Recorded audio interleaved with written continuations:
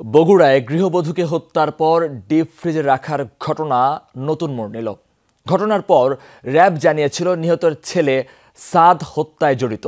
তাকে রিমান্ডে নিয়ে পুলিশ দিয়েছে ভিন্ন তথ্য। বলা হচ্ছে ছেলে নয় বরং বাড়ির ভাড়াটিয়ারা ঘটিয়েছে হত্যাকাণ্ড। গ্রেফতার করা হয়েছে অভিযুক্ত ৩ জনকে। একমাত্র ওয়ালটন এসি দিচ্ছে 1 বছরের রিপ্লেসমেন্ট গ্যারান্টি এবং কম্প্রেসারের 10 বছরের গ্যারান্টি। দুপচাঁচিয়ার জয়পুরপাড়ায় নিজ বাড়িতে হত্যার পর সালমার মরদেহ ডিপ ফ্রিজে রেখে যায় খুনিরা।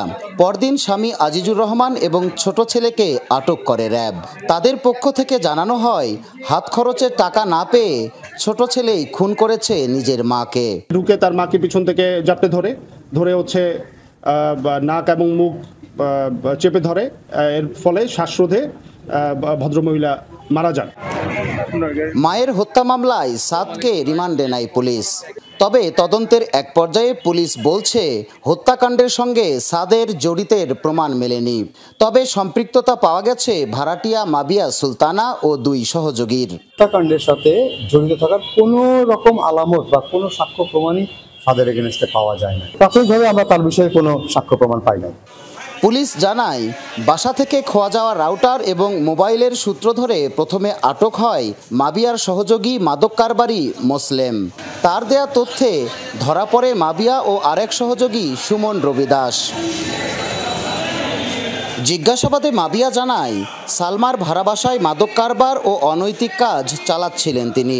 বিষয়টি টের পেয়ে 1 মাসের মধ্যে বাড়ি ছাড়ার নির্দেশ দেন সালমা। পাওনা ছিল 5 মাসের ভাড়াও। বিষয়গুলো নিয়ে সালমার উপর ক্ষুব্ধ ছিলেন মাবিয়া। এসব কারণেই খুন হন সালমা। তাদের মধ্যে ভয়ের সৃষ্টি শুরু হয়, পাশাপাশি তারা ওই বাসায় নেশা করতো, আর 5 মাসের ভাড়াও বাকি ছিল। এগুলো নিয়ে তাদের মধ্যে একটা পূর্ব শত্রুতার জের তৈরি হয়, আর এই জেরের ফলে তাকে প্রাণটা হয়। হত্যার ঘটনায় পরিবারটি যখন শোকস্তব্ধ, তখন ছেলেকেই হত্যাকারী হিসেবে র্যাবের উপস্থাপনে বিপর্যস্ত স্বজনরা।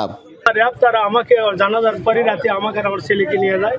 ওখানে মধ্যরাতে মানে আমি পাশে ছিলাম, অনেক টর্চারই তার হয়েছে আর কি।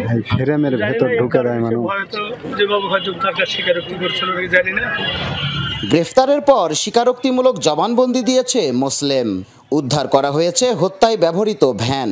অন্য 2 আসামি মাবিয়া ও সুমনকে রিমান্ডে নিয়েছে পুলিশ। মেহেরুল সুজান, যমুনা নিউজ, বগুড়া।